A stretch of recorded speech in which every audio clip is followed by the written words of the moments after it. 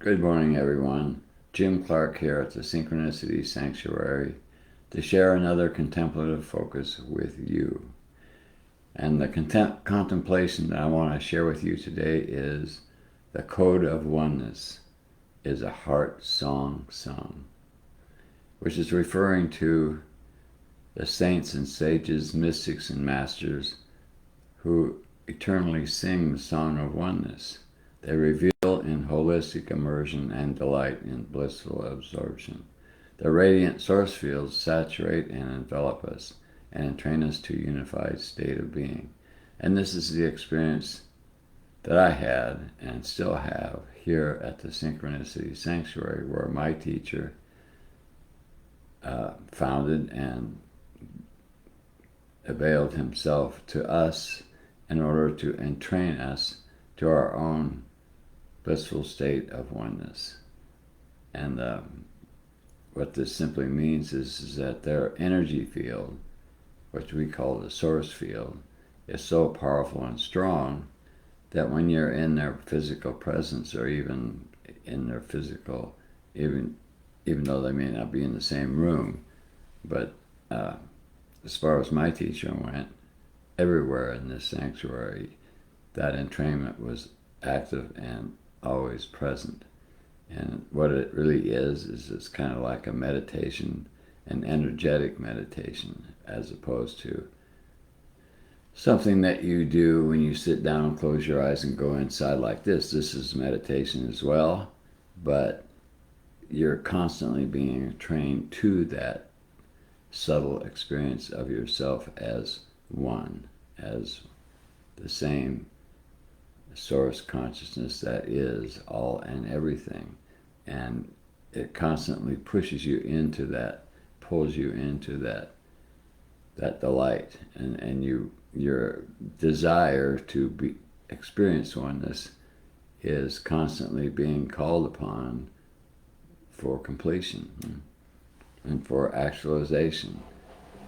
So they speak about oneness. I used to listen to my teacher a lot, and oftentimes his language seemed a bit abstruse, and I had a hard time trying to grasp it because I was trying to grasp it with my mind, because of course I had not fully anchored myself and into my oneness, my experience of oneness. So we automatically revert to the mind to try to understand what they're talking about, And of course we can come up with all kinds of ideas, but the only real answer to anything that anyone says about a unified state of being is to have that experience for yourself.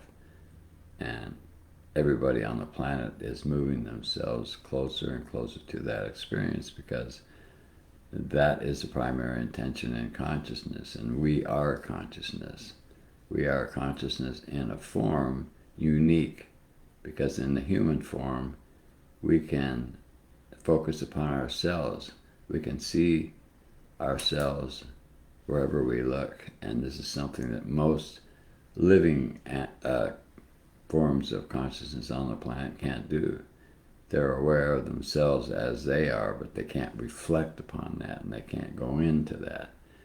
So the human experience is created specifically so that we could evolve ourselves to the state of the truth of who we are, and be consciously aware of that and experience that while we're still in a form as a human being. So the game that consciousness is playing in the human experience, of course, is to pretend to be other than it is. Like Jim Clark is pretending to be Jim Clark and not source consciousness, even though ultimately the ultimate truth that behind the creation of this physical body and expression is the same as yours or anybody else's. It's consciousness itself. And to go back into that truth and to experience that truth while you're still alive as a human being is to be saturated in bliss. That's the only way I can ever describe it. And that, of course, changes your life dramatically, and it's certainly takes care of stresses that you may have experienced on your way there, while you're still anchored in the illusion of separation and yourself as a human being separate from all other human beings. So that truth and the revelation of that truth, of course, comes by from being in the presence of someone who's already attained that state and is anchored in it, on the one hand. On the other hand, meditation, which is the primary means of balance which is required for this evolution to come to the point where awareness expansion reaches that point where you are aware of yourself as source. That is the primary balancing technique that's been used for thousands and thousands of years by human beings, and where all these various ancient traditions of meditation have evolved from. It's from people who have accomplished this, who meditated every day. They practiced it in many different ways, and yet they brought themselves to that experience, and from them and their experiences and sharing their experiences with other people who are meditating, various traditions have evolved and still exist. Some of them seem a little bit dramatic and far out from a Western point of view, but nonetheless, whatever works for you to get your balance, to bring yourself so that your mind and your emotions and your physical body all support a continuity. They're the vibrational patterns of all these dimensions of yourself, the thinking, the feeling, and the body are working with each other to support this experience. And that is not an easy thing to do as a human being, because by default, when we're born into this life as a human being, we're anchored into the negative polarity as a dominant polarity in our experience. We experience ourselves as a physical body. We experience ourselves as separate from all other human beings. Even our mother, even our father, those who are close to us are still separate from us. And which leads us to the journeys of trying to find some form of completion, some form of fulfillment through say another significant other, your lover, your wife, your husband, whatever. And this does help somewhat. I mean, it's temporary, of course. When we meet someone and we fall in love with them, that's a beautiful experience while it lasts, but it rarely lasts that long, and it's very difficult to maintain. And because it's difficult to maintain, it's a lot of work, and it does never actually bring you to the fulfillment of your own realization. So, here at the sanctuary where I was living for many years and still here, we practiced being outside of relationships in terms of those kind of relationships, because they were such a distraction from our own focus on our own oneness. And it's that difficult to maintain. It's very difficult in the beginning. This is where most people either have some breakthroughs to help keep them going, or they stop, because the pull of the negative polarity, the pull of the illusion of separation is so strong in this dimension of our experience that it takes a whole lot of effort and a whole lot of consistent effort to break through it. So as I was going through my journey here, I know there was many times it looked so good to be somewhere else, in the mind's eye anyway. It was always tempting to indulge in relationships or indulge in some other form of bringing myself out of balance. And yet, through it all, and because I persisted, I've had my experiences, and am experiencing myself, my heart song, singing the Song of Oneness pretty all the time, every day. It's a continuous experience, and it's one that I would never do anything to disturb. So that song is really the reverberation of ourselves as source. The heart is the center of our being. It's not really focused upon the physical heart, although we use that as an analogy a lot of times, but it's really a dimension of ourselves, a subtle dimension of ourselves, where the positive polarity within the polarized field of experience that we are in is dominant. It dominates our experience, whereas prior to bringing ourselves into balance, the negative polarity is dominant, and that sort of rules our life, you might say. And unless we become aware of that fact, and unless we bring balance to ourselves, that's the way it's going to be, no matter what. So meditation is the primary means of bringing balance to ourselves and our life experience. And once you get into that, once you have some revelation and you validate that for yourself, your life will never be the same, because mine never was. And no matter what I might thought at one time or another, the journey to oneness was the ruling desire, you might say, in my life.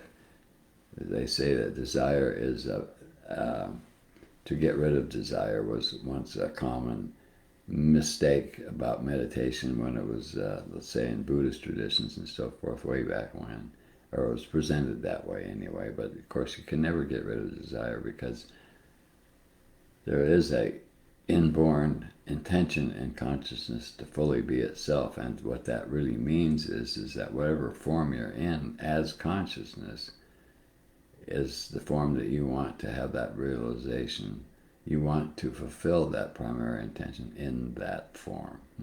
You want to bring yourself to that realization and that experience while you're still in the creation game, being a human being. And that is not an intention that a human being is consciously aware of until they have worked through many lifetimes of trying to attain the same results from something outside of themselves, because they see the world as outside of themselves. Everything that they try to do is going to involve something outside of themselves, and this is, of course, not possible, because there's a built-in contradiction happening here. If something's outside of yourself, how can it fulfill you? And which is always something that comes from the inside, not the outside. And as much as we might have a very positive relationship with somebody, even that will not be enough to fulfill you unless you're both meditating and you're both supporting that same journey together, which is called a conscious relationship. And it certainly is part of the history of all forms of spiritual practices that have developed over the years on this planet. So it's not impossible. It doesn't mean you absolutely have to be, say, like a monk. You can come to that realization in your own home, working your job, being whoever it is that you have always thought you were. But as long as you keep meditating and bringing focus to your own internal polarity in duration, but with meditation and a mental or a feeling focus on oneness, then you're not going to create enough balance in yourself to open up the communication to the center of your being, where that can come into your awareness with the intelligence and the capacity to have that experience, which is for the most part dormant in human beings because they're too imbalanced to ever tap into that. And so that's the code of oneness and a heart song sung. That's the reverberation of oneness that happens to be, that comes into your awareness as an experiential constant. Huh? At first, it's not a constant. At first, it's a wow opening, and then you want to get back to it, and you get a taste of it this way and that way. But it keeps pulling you into itself because that's your truth.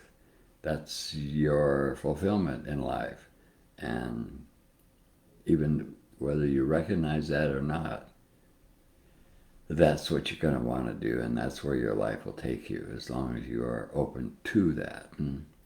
So the code of oneness is a heart song sung is the contemplation, and it's such contemplations as this that is a useful and necessary tool that we used here with our teacher to help us evolve our awareness and experience to that realization.